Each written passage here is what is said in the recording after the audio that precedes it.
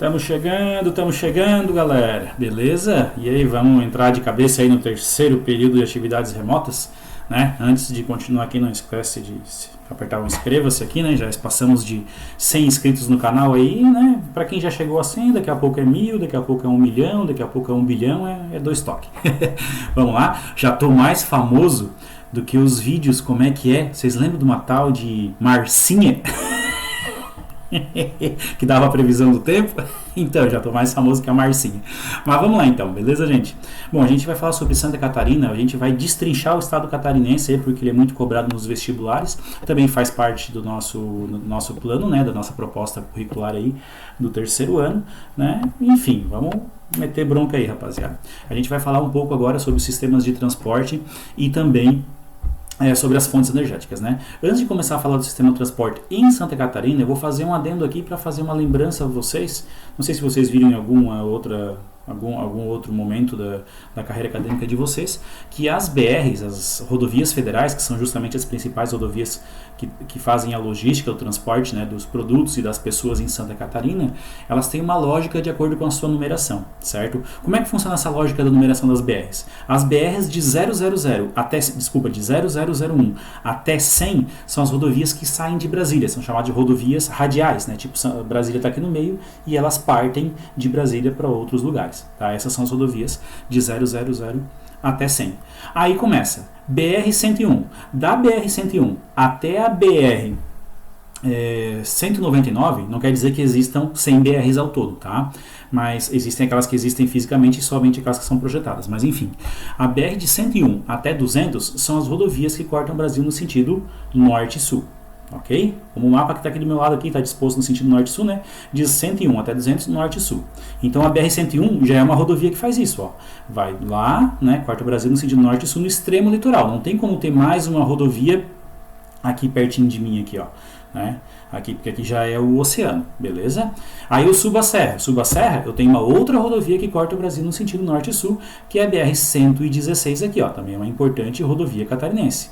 Também tem a 153, também tem a 163, certo? Mas essas aqui não são tão movimentadas assim. As duas mais movimentadas de Santa Catarina, em primeiro lugar, é a BR-101, depois a 116. Aí eu tenho uma outra importante rodovia catarinense, que ela é federal, mas apesar de ela ser federal, ela está totalmente dentro do território catarinense. Olha que acompanha comigo aqui do ladinho aqui, ó. Ó, aqui é Florianópolis, né, a capital. Olha só onde é que sai essa rodovia aqui, ó, BR-282, porque as rodovias de 201 até 300, elas cortam o Brasil no sentido leste-oeste. Então a 282 faz isso. Só que como é desse lado aqui, ó, aqui está o oceano e lá do outro lado, acompanha com o mouse lá na ponta lá que eu tô indo com o mouse, ó, tá vendo lá? Certo? Aqui é a Argentina, então ela está toda dentro do território brasileiro, apesar de ser o único estado aqui, certo? É a BR-282. E a outra, na sequência, é a 470, mas só para continuar a lógica, né? De 0 até 100, rodovias que saem de Brasília. De 101 a 200, norte e sul. De 201 a 300, leste-oeste. Ok? De 301 a 400, no sentido diagonal, né? Faz o X assim no Brasil, digamos assim, lá do noroeste até sudeste e de sudoeste até nordeste, digamos, ok? E as de 401 até 500 são as chamadas rodovias de ligação, como aparece aqui em cima de mim, ó, de ligação, aqui, ó o mouse aqui, ó. Ali, ó, de ligação. Eu tenho que me resolver aqui para onde que eu tenho que olhar para dar certo aqui. Muda tudo aqui. Mas enfim, deu certo aqui, ó, de ligação, ó. Tô olhando ali, ó, de ligação. Beleza? Então, o que é uma rodovia de ligação? De 401 até 500. É as que interligam as BRs. Então, ela sai da BR-101 e vai até a 282 aqui, ó. Aqui onde ela vai, ó. Ela é uma importante rodovia porque ela passa por cidades importantes como Itajaí, ela sai de Itajaí, né? Passa por Blumenau, passa por importantes cidades aqui, ó. Aqui tem todo um corredor das indústrias do agronegócio aqui, especialmente voltada ali às grandes, tipo Sadia, Seara, Perdigão, a BRF, que é a junção de algumas delas, né? JBS também está atuando bastante em Santa Catarina, então é o corredor da exportação das carnes de aves, de suínos e outros produtos aí do gênero alimentício, laticínios também, muito é exportado pelo Porto de Itajaí, que daqui a pouco a gente vai falar sobre ele, beleza? Então essas são as principais rodovias catarinenses. Quanto ao transporte aéreo, Santa Catarina não tem muitos aeroportos. O aeroporto agora que a gente teve, que recebeu uma grande reforma e tal, e está num padrão assim bem internacional, um padrão muito bonito, ficou o aeroporto de Florianópolis, que é o aeroporto da capital, que até pouco tempo atrás, até 6 meses atrás, tinha que subir uma escadinha normalzinha para ir no avião. Tu descia, andava na calçada e tu via o avião assim na tua frente, assim, para subir nele, né? Uma coisa que não é mais normal nos grandes aeroportos, e agora tomou um porte assim de um grande aeroporto na capital, ok? Então esse aeroporto é o aeroporto Hercílio Luz, que fica em Florianópolis, pode ir acompanhando no mapa aqui, do ladinho aqui, né? Depois eu tenho o de Navegantes, né? Navegantes não é uma cidade muito importante. Navegantes não é uma cidade muito importante no que diz respeito ao seu tamanho em relação às outras que são muito maiores, né? Não vamos também fazer um preconceito com a cidade de Navegantes, né? Não vamos fazer a mesma coisa que a gente faz com o Ermo, tá? Mas assim, ó, aqui eu tenho Blumenau, eu tenho Joinville, que não tem aeroportos grandes, não são, até tem aeródromos, né? Que geralmente são pistas que não são pavimentadas, que são para voos mais particulares, né? Treinos, alguma coisa desse tipo, não é para grandes empresas aéreas fazerem seu tráfego. Então o aeroporto de Navegantes é como se ele fosse logisticamente prático para quem mora em Joinville, prático para quem mora em Blumenau, prático para quem mora em Itajaí. Então ele é o segundo aeroporto mais movimentado de Santa Catarina. O nome é Aeroporto Victor Konder, ok? Aí eu tenho o aeroporto de Chapecó, claro, lá no oeste, né? Aí é a cidade mais importante do oeste, sim. Ok? E aí eu tenho o aeroporto de Chapecó aqui e tem outros aeroportos menores ali que seguem aquela mesma lógica, né? São aeroportos que muitas vezes não tem nem pista pavimentada, mas o aeroporto de Chapecó já tem pista pavimentada. E deve ser um aeroporto que deve ter 3, 4, 5 voos no máximo por dia, ok? Aí eu tenho o aeroporto de Forquilinha, que é aqui pertinho aqui de Santa Rosa do Sul, ok? Que até pouco tempo pertencia a Criciúma. E aí a cidade de Forquilinha se dividiu de Criciúma, né? Ela se municipalizou, enfim, ela teve sua independência, certo? E depois de 3 ou 4 anos que a cidade estava independente, que eles se deram conta, né? Foram fazer as medições e se deram conta que o aeroporto, no fim das contas, ficou dentro do território de Forquilinha. Isso foi uma história até meio estranha, né? Engraçada, às vezes até pode ser. Mas enfim, aconteceu isso. O aeroporto Dionísio Freitas, que tem 2 voos, né? Agora com a pandemia tá tudo meio paradão, assim, mas que tinha, se eu não me engano, a última vez que eu vi, tinha só 2 voos diários, ok? E o aeroporto de Jaguaruna, que também está nessa classe aí de 2, 3, 4 voos diários e tal, que é o aeroporto Humberto Bortoluzzi. Certo, gente? Beleza. O transporte marítimo em Santa Catarina chama muito a atenção, né, no que diz respeito à esfera federal, à esfera do nosso país como um todo, certo? Especialmente por esse porto que está em azulzinho ali, ó. Aquele que está em azulzinho ali, ó. Essa imagem que aparece em cima de mim não é o do azulzinho. Esse aqui que aparece na imagem bem em cima daqui, é do Porto de Itapoá. É um dos portos mais novos de Santa Catarina, que eu já vou falar sobre ele, tá? Eu vou falar em especial o primeiro porto, que é o mais importante de todos, que é o Porto de Itajaí, tá? Eu passei aqui o slide sem querer, desculpa, mas aqui, ó, o Porto de Itajaí, é o porto mais movimentado de Santa Catarina e o quarto mais movimentado do Brasil. Se eu não me engano, já está até em terceiro, tá? Junto com ele tem o Porto de Navegantes, bem aqui em cima dele aqui, ó. É no mesmo rio, de um lado está Itajaí, do outro lado está Navegantes. Navegantes já está ficando importante, né? Já tem um aeroporto, já não é, ele não pode mais fazer piada com Navegantes. Tem o aeroporto que a gente falou antes e tem um porto agora também, ok? O que muda de um porto para outro, assim, no que diz respeito as classificações é quem administra e o tamanho dele, né, a movimentação. O Porto de Itajaí é o principal responsável por aquela indústria de gêneros alimentícios que eu falei no slide anterior, ali, que vinha pela BR-470 e ali descarrega ali nos containers, né, e leva para exportação. Pode ser tanto cambotagem, se eu não me engano a palavra, cambotagem, que são viagens de navio que seguem a costa, né, ou seja, geralmente são, pelo Brasil ser muito grande, são viagens que não acompanham a costa e são nacionais, e tem as grandes navegações internacionais também. Esses portos, todos eles estão disponíveis para esse tipo de situação, né? Tanto o navio de pequeno como os maiores navios do mundo podem atracar nos portos catarinenses, né? Eles têm capacidade para isso é interessante, ok? Aí eu tenho o porto de Imbituba. Desculpa, deixa eu voltar aqui, ó. O Porto de Itajaí, ele pertence a uma administração municipal, ele está em azulzinho.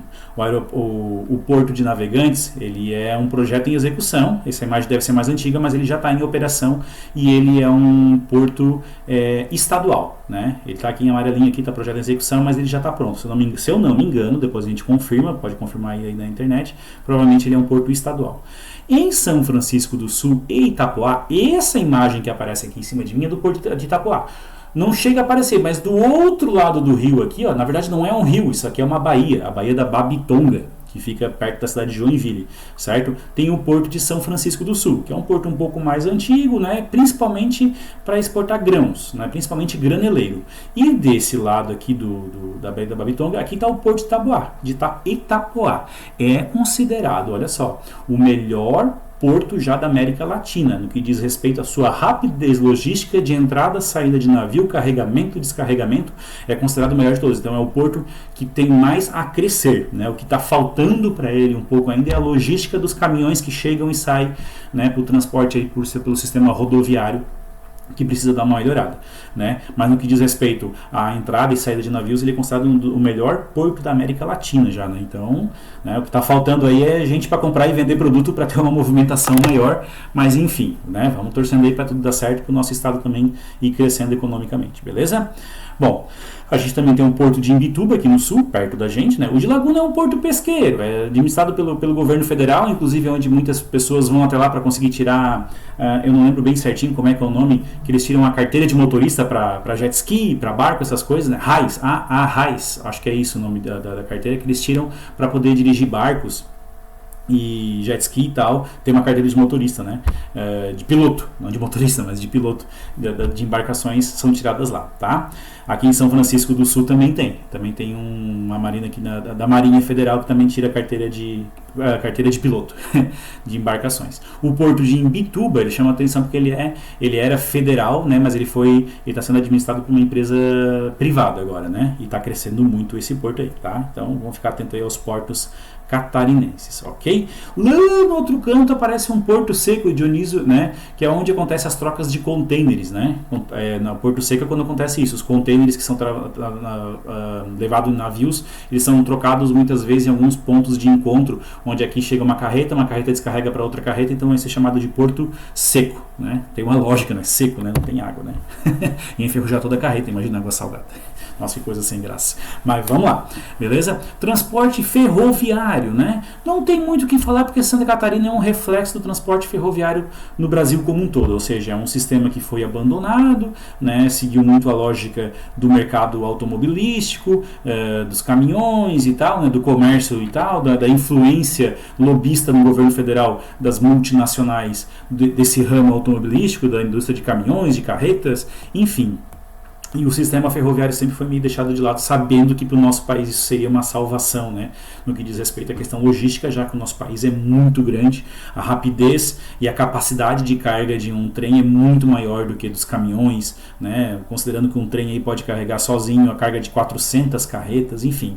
Agora a gente tornou um vício econômico que, se a gente mexer no sistema de transporte no Brasil, se a gente investir pesado em ferrovia, vai acabar afetando as rodovias, vai acabar afetando a indústria de caminhão, o vendedor de caminhão, motorista de caminhão, todo o comércio que está ao redor, né, desse ramo aí. Mas enfim, vamos lá para Santa Catarina, vamos falar aqui um pouquinho de Santa Catarina no transporte ferroviário. São basicamente duas linhas férreas que têm maior movimento, assim, digamos. Existem projetos, né? Existem os projetos, seria uma maravilha ter as linhas que estão tracejadas aqui, mas elas não existem, ok? O que a gente tem aqui basicamente é essa azul, que está bem aqui embaixo aqui, ó, que é a Tereza Cristina, que é a que passa por Criciúma, que passa por Cocal do Sul, Uruçanga, que a principal função dela era levar carvão mineral dessa região aqui até a usina que fica aqui pertinho aqui, que é em Capivari de Baixo, que a gente falou ano passado nas fontes energéticas, lembra? A usina termoelétrica Jorge Lacerda, essa era a principal, até a gente vai falar de Jorge Lacerda daqui a pouquinho, né? A gente vai falar de novo dela.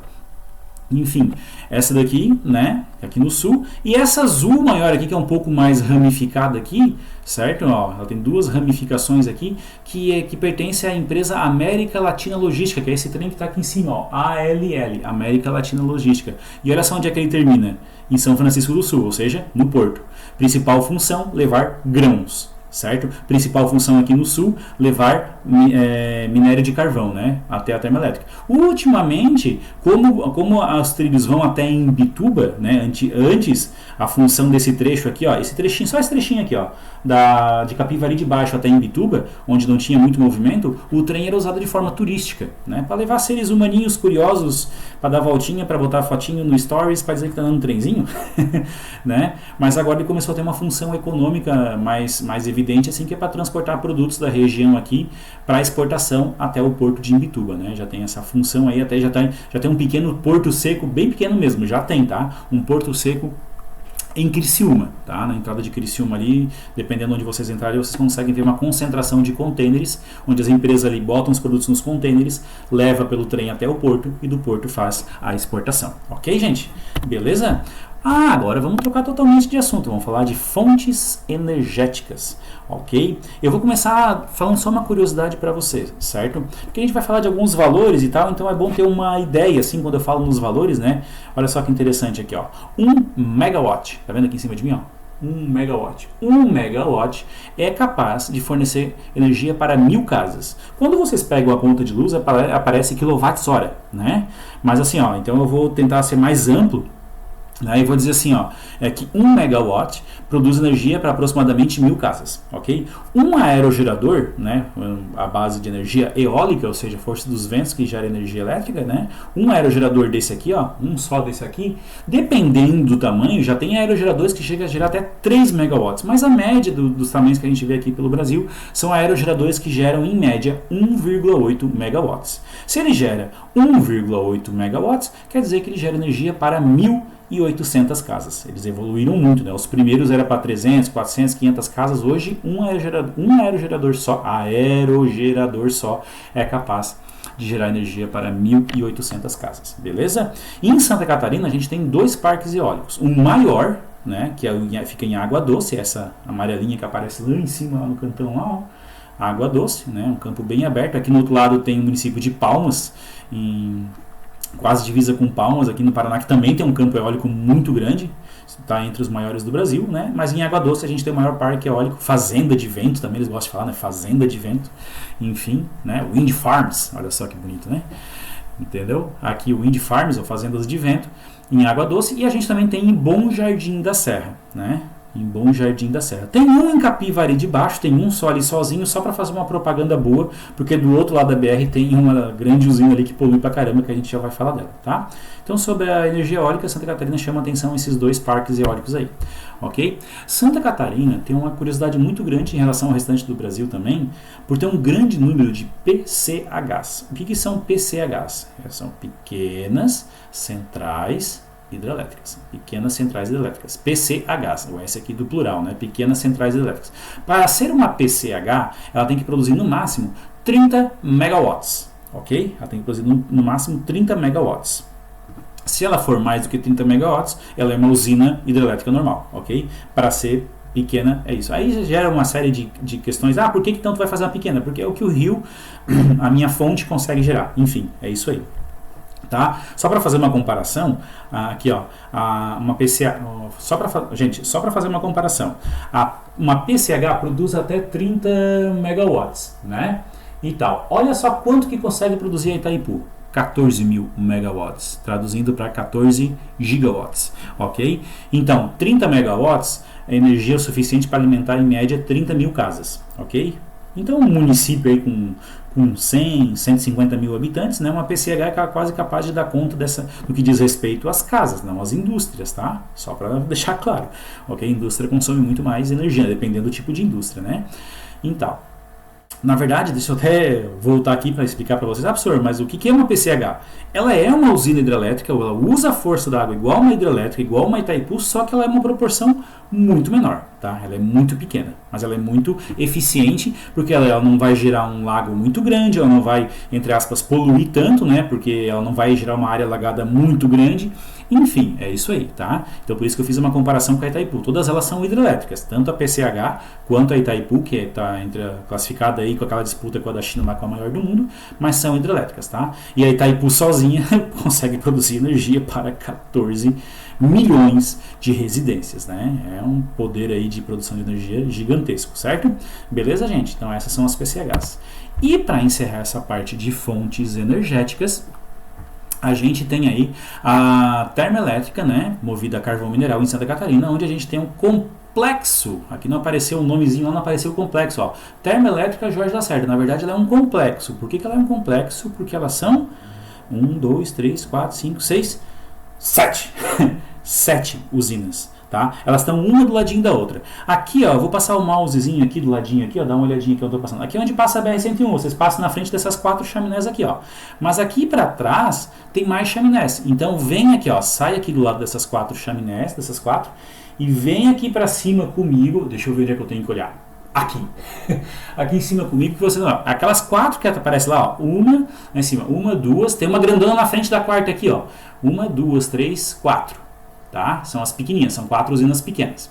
Aí eu tenho uma chaminé, 2 chaminés menores, que são 2 outras usinas. E eu tenho uma grandona aqui, que é uma 7ª usina, né? Então 1, 2, 3, 4, 5, 6, 7 usinas, que são capazes de gerar juntas 850 megawatts. Isso, só para dar uma ideia, é mais ou menos 35% da energia elétrica que Santa Catarina consome. Tá? Isso aqui mais ou menos. Uma coisa que eu não falei, uma curiosidade para vocês aqui nas PCHs, é que Santa Catarina possui aproximadamente 100 PCHs. 100 PCHs, ok? Beleza? Voltando para cá então, das termoelétricas, não das termoelétricas, mas uma termoelétrica que a gente tem em Santa Catarina, movida a carvão mineral, que vem pela ferrovia Teresa Cristina, que vem lá da região carbonífera de Criciúma, né? Que passa por ali, deixa o carvãozinho, queima o carvãozinho, gera vapor, né? Vapor toca a turbina gera de energia elétrica, todo aquele lance que vocês viram no segundo ano. Beleza, gente? Então, a próxima aula a gente vai ter continuidade aí sobre Santa Catarina. Semana que vem eu aviso vocês disponibilizando a aula assim que eu gravar e editar elas. Certo? Um abraço para vocês. Tio tá com saudade.